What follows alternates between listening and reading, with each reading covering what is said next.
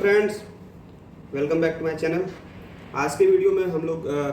Urine से related जो भी प्रॉब्लम होती हैं, जैसे कि यूरिन का टिप टिप करके आना या फिर जब पेशाब न लगाओ फिर भी पेशाब का आ जाना, तो ये सारी बहुत प्रॉब्लम क्रिएट करती हैं। अगर आप कहीं ट्रैवल कर रहे हैं या फिर घर में भी बैठे हैं तो ये बहुत बड़ी समस्या होती है। तो इसके लिए कौन कौन सी दवाएँ चलती हैं और क्या क्या कारण होते हैं इसके, ये सारी इस वीडियो में डिस्कस करेंगे। तो जो सबसे पहले इसमें जो दवाएं हैं ब्रांड नेम के हिसाब से अगर आपको हम बताएं तो कुछ दवाएं ऐसी हैं जैसे कि ऑक्सीस्पास के नाम से आता है, डिट्रोपाइन के नाम से आता है, ट्रोपेन के नाम से आता है और सिस्ट्रान के नाम से आता है। ये 3-4 दवाएं हैं और इन चारों दवाओं की जो स्ट्रेंथ है वो 5 मिलीग्राम और 2.5 मिलीग्राम में आते हैं। ठीक है, इसकी डोजिंग होती है वो 12 साल से लेकर ओल्ड एज में इसकी डोजिंग थोड़ी सी स्ट्रेंथ कम करके दी जाती है, जो डॉक्टर कैलकुलेट करते हैं। और जो बच्चों में होता है, जैसे 12 साल के ऊपर वाले बच्चे में, एडल्ट में जो होता है वो 2.5 या 5 मिलीग्राम अगर देना होता है तो उसमें 2 to 3 टाइम्स देते हैं पर डे, और लगभग अप टू 10 दिन या उससे भी ज़्यादा तक रिक्वायरमेंट के हिसाब से डॉक्टर डोज बढ़ा देते हैं। ठीक है, तो सबसे पहले तो ये शुरू करते हैं कि इसका यूज कहाँ कहाँ है इन दवाओं का। तो जो पहला यूज है वो है ओवर रिएक्टिव जो ब्लडर होते हैं, जिसमें कि अगर आपका यूरिन का जो थैली है, पेशाब की जो थैली है वो भरी नहीं होती है, फिर भी आपको ओवर रिएक्ट करती है कि ऐसा लगता है भर गया है, आपको पेट में दर्द होने लगेगा नीचे के साइड में और आपको पेशाब जाना ही पड़ जाएगा। तो उस समय इसका प्रयोग किया जाता है। तो ये क्या करता है कि जो मसल की कॉन्ट्रैक्शन होती है उसको रिलैक्स करता है, थोड़ा सा रोकता है। और इस कंडीशन जो condition over reactive of bladder, उसमें क्या होता है कि आपको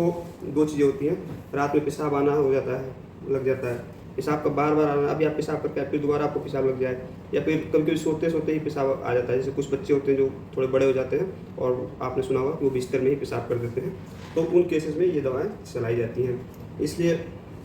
दूसरा जो केस है जहाँ इसका प्रयोग किया जाता है वो है न्यूरोलॉजिकल ब्लैडर। इसमें क्या होता है कि कभी कभी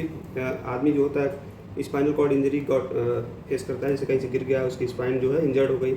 तो या फिर मल्टीपल स्क्लेरोसिस के केस में इसमें क्या होता है कि आपके जो नर्व होते हैं वो मैसेज गलत टाइम पे देते हैं या गलत मैसेज देते हैं या फिर मैसेज देते ही नहीं है, तो आदमी को क्या होता है कि पेशाब बार बार आना होता है। ये इसमें एज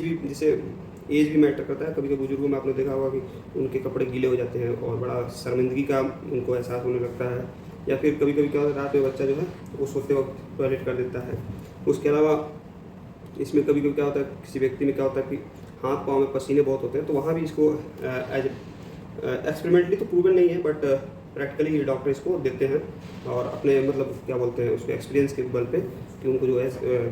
मतलब ट्रीटमेंट करते करते वो इसको एक एज ए यूज़ करते हैं और ये बहुत कारगर होती है। किसी किसी में क्या होता है कि इस दवा का जो इसमें जो साल्ट होती है, ऑक्सीब्यूटामाइन साल्ट होती है जो इसके अंदर, उसके वजह से साइड इफेक्ट्स होते हैं। बहुत मरीजों में देखा गया साइड इफेक्ट्स होते हैं, तो वहाँ पे एक दूसरी दवा चलाई जाती है, इसको